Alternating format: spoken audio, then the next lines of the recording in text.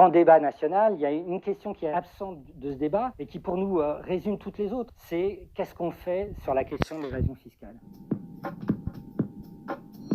Si on peut dire aujourd'hui que l'évasion fiscale est un scandale d'État, c'est parce que d'abord c'est un scandale politique. L'État, en tout cas dans ses dimensions parlementaires et au niveau de ses institutions, ne s'attaque pas à la question, à la mesure des enjeux de société qu'on trouve dans les phénomènes d'évasion fiscale. Qui sont ceux qui fraudent? Ceux qui fraudent, ce sont ceux qui ont le bénéfice de la fraude, donc ceux qui ont de l'argent et pour lequel c'est rentable de frauder. Et évidemment, c'est pas le salarié qui aujourd'hui sera imposé à la source. C'est les grandes fortunes, c'est les plus riches de la société, encore une fois, c'est ceux qui ont intérêt à soustraire des sommes à l'impôt. Aujourd'hui, l'évasion fiscale, c'est 100 milliards d'euros chaque année pour la France. 100 milliards d'euros, c'est plus que le budget de l'éducation nationale. Le déficit budgétaire français, c'est 83 milliards d'euros. On vit aujourd'hui, depuis au moins 15 ans, et si ce n'est 10 ans de manière accélérée, sur le régime des politiques d'austérité. On nous dit, il n'y a plus d'argent dans les caisses, il faut se serrer la ceinture, et le grand débat national organisé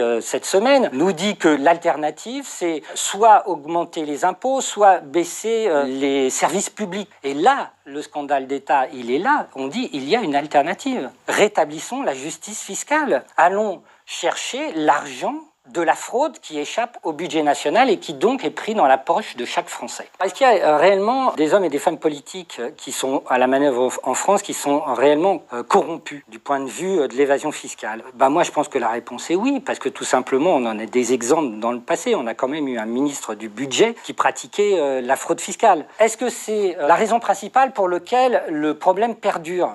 Je ne pense pas. Il va falloir comprendre c'est quoi cette impuissance politique. Il y a différents échelons, il y a différents territoires qui sont intéressés par la fraude fiscale. Il y a l'échelon français, la loi française, les réglementations françaises et la possibilité de faire des lois en France, mais il y a aussi l'échelon européen. Il est très très important parce qu'on sait qu'une grande partie de la fraude fiscale et de l'optimisation agressive vient de la concurrence fiscale que se mènent les pays entre eux, notamment en Europe. Il y a des paradis fiscaux en Europe. Donc on va interroger la dimension européenne de la fraude fiscale et notamment poser la question de la construction européenne telle qu'elle s'est faite. Pourquoi, notamment, les questions de fiscalité ne sont pas harmonisées?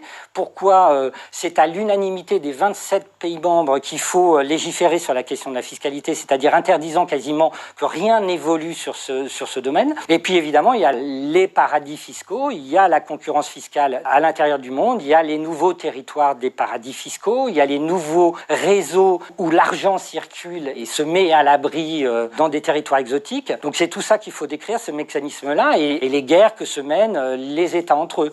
Ça va être l'objet du film aussi, de comprendre pourquoi, de poser la question à ceux qui ont des réponses, à ceux qui ont des solutions pour ça. On ne fait pas un film pour donner de leçons. Nous, Denis Robert et moi, Yannick Kergoat, quand on fait ce film, c'est pas pour donner notre opinion. C'est aussi pour aller à la rencontre de ceux qui sont bien plus spécialistes que nous sur ces questions et qui ont des solutions à proposer.